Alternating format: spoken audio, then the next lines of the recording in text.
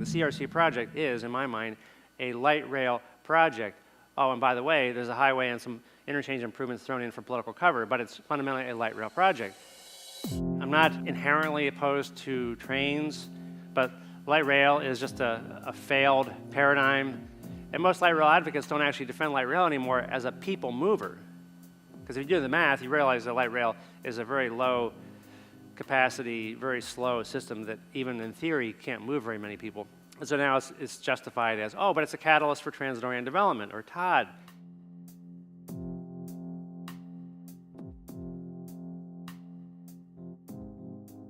The light rail mania in Portland emerged because they were opposed to a freeway project some 40 years ago. And if you're opposed to something, it helps you politically if you say what you're actually in favor of.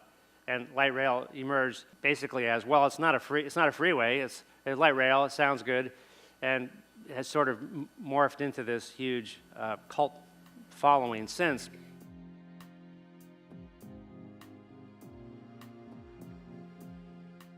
Could we convert people's travel patterns through land use planning and design? Could we reduce their dependency on automobiles? Oh, and assuming that we have light rail, the consultants issued their reports and they concluded, well, of course, if we do all these things, we don't need the highway. So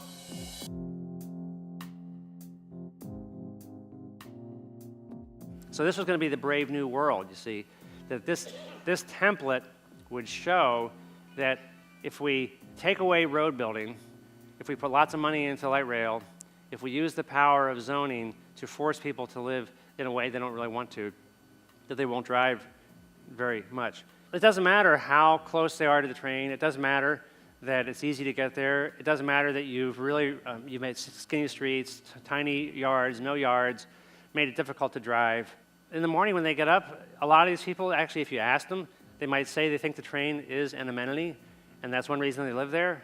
But if you say, are you going to take the train today? Clearly they would say, well, no. They assume someone else is taking the train. But again, what I like to call attention to is the way they anesthetize you with these architectural renderings.